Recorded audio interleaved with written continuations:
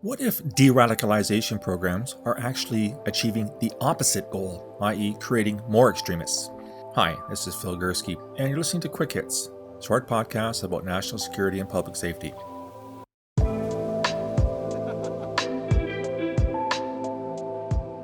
Some of you may be getting tired of hearing me go on and on about de-radicalization and some of the healthy skepticism that I have in these efforts that are perpetrated around the world with a really good goal in mind, and that is to identify people who have gone down a violent extremist pathway and to try to get them off that pathway, to get them to become reintegrated into normal society. And yet, it seems to me that there is at least some evidence coming out that the programs that have been rolled out in various parts of the world may be having exactly the opposite effect of what's intended. Bear with me here. I just came across this article in the Australian newspaper, obviously, in which a youth worker who has, according to this article, dedicated much of his life to working with troubled teens in the West End of Sydney and has seen so-called de-radicalization programs in his country, he says that these initiatives are, quote, deeply flawed and were routinely infiltrated by members of Islamist extremist groups or gangs posing as either volunteers or as participants. And what he says here, I'm going to quote at length because it's worth having a listen to. Quote, "So when you get a whole heap of young people who are at risk and you're bringing them together for intervention programs and community barbecues, what you're doing is telling these predators where to find them. You're doing them a favor, and then it's like shooting fish in a barrel. What they do is, the senior recruiters, they send young Arab guys into these outreach activities to mingle with the other young people and make out like they are volunteers and that they're somehow part of the service. All they're really doing is fishing out the most vulnerable kids. That's when the older guys come down and start indoctrinating them and preaching to them. It's incredibly difficult to police. Instead of shutting them out, de-radicalization programs are opening new pathways for these guys and inviting them back in. They're using the system against itself, and we're losing a lot of young kids to them," unquote. Wow, that's pretty hard-hitting, isn't it? This is from a guy who has spent much of his life trying to do good, to try to get these kids off these pathways and back onto the straight and narrow.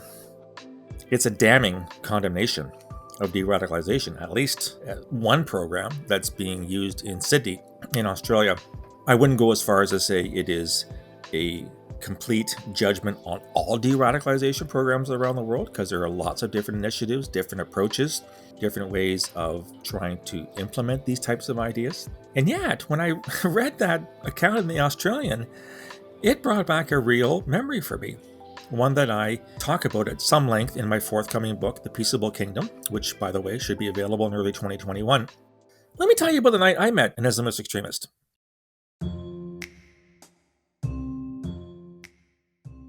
I was in Windsor, Ontario. For those of you who don't know Canada very well, it's right across the river from Detroit, Michigan. It's an auto town.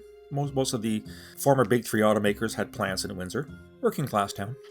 I was there with a friend of mine from the RCMP, as well as colleagues from Public Safety Canada's Community Outreach section, and we were there to talk about radicalisation and countering violent extremism. It was part of a program where we'd gone across the country and talked to various communities, not just Muslim, various communities, about these matters to try to get them to be aware of what their youth may possibly be encountering and the types of behaviors and indicators that might demonstrate that they are going down the wrong way. So I gave my usual spiel, as did my RCMP colleague. We were quite veterans of this. We'd done this dozens and dozens of times. And when I finished, this young guy got up and essentially took us to task, asking what the hell we were doing there, accusing us of wasting everyone's time, accusing us of being Islamophobic or anti-Islamic. And he wouldn't shut up. We eventually sort of broke and, had people go for coffee to kind of clear the air a little bit. And in fact, I had to separate this guy from another member of the audience who didn't like what he was saying, was going to basically clean his clock, i.e. punch him out for that. I had to stand between them. I later learned that the guy in question was a returning ISIS foreign fighter. You heard me right. A returning ISIS foreign fighter found out about a community outreach event he attended, not to congratulate us on the effort, to say, yep, been there, done that, drunk the Kool-Aid, now I'm back. I'm a good guy now. I've rejected the ideology. In actual fact, disruption was only part of his agenda. The other part was to recruit people. Why do I know this? Because I had a long chat in the parking lot after the event with a young man who looked at this Islamist extremist googly-eyed as if he was some kind of a hero. And I had to try to kind of walk this kid back saying, that you don't want to be like him. You don't want to follow the same pathway that he did, because it'll end up badly for you. You'll end up either dead or you'll end up being charged. In actual fact, the guy in question, the Islamist extremist, was in fact charged with having joined ISIS.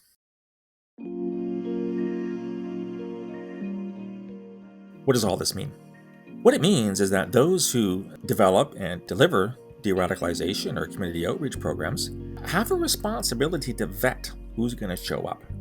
And that's not the easiest thing to do. These programs are held in conjunction with and with the agreement and assistance of local communities who are predominantly, if memory serves me correct, things have changed. I've been gone for 5 or 6 years. It's the communities who get the message out, who advertise this on social media, say, here, we're going to have an event at this place on this evening. Please come out. Do they do the vetting of who's going to show up? Pretty sure public safety didn't. And I'm pretty sure that public safety, at least Public Safety Canada, wouldn't, if they did receive a list of names in advance, sure as hell wouldn't send it to CSIS or the RCMP for them to have a look and say, I don't think Bobby should be there. Why? Well, we can't tell you why, but he shouldn't be there because it's secret or it's classified. In other words, I'm not surprised at what this Sydney youth worker had to say. I would be surprised if more of these events weren't being infiltrated by actual extremists with a view to recruiting, with a view to fishing, shooting fish in the barrel, as the Sydney youth worker said. These are public events. Anybody can show up. I'm a taxpayer. I have a right to become part of this meeting. How many other events have gone along this way? How many other extremists, be they far right or Islamist or whatever, have shown up at these venues, identified people they think they can recruit, and then hand them off to the more senior recruiters? I'd love to see work done on this. I have yet to see any paper, report, study, whatever, which discusses this possibility. And I'm pretty damn sure it happens more often than people like to think.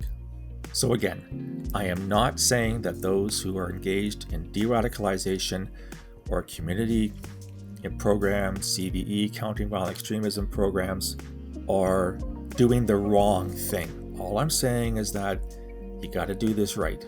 Because if you do it wrong, the opposite ensues.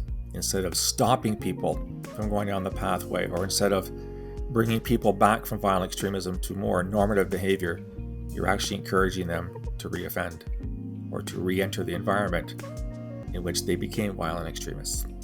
I think there's a lot of homework to be done here.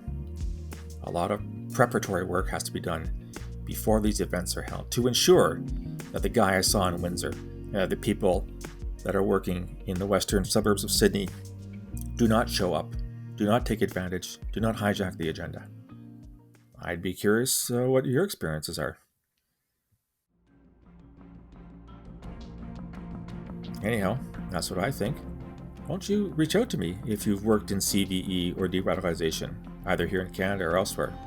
Did you come across similar events? If so, what did you do about it? How did you sideline these people? Love to hear from you. You can reach me on email, borealisrisk@gmail.com, or on Twitter at borealissaves. You'll also find me at LinkedIn and on Facebook. If you like this content and want to get more, go to my webpage, borealisthreatandrisk.com, hit the subscribe button, provide your email address, you'll get a free daily digest every day, all the blogs, all the podcasts, other material, free to your inbox, first thing in the morning. I'll talk to you again soon. Until then, stay safe.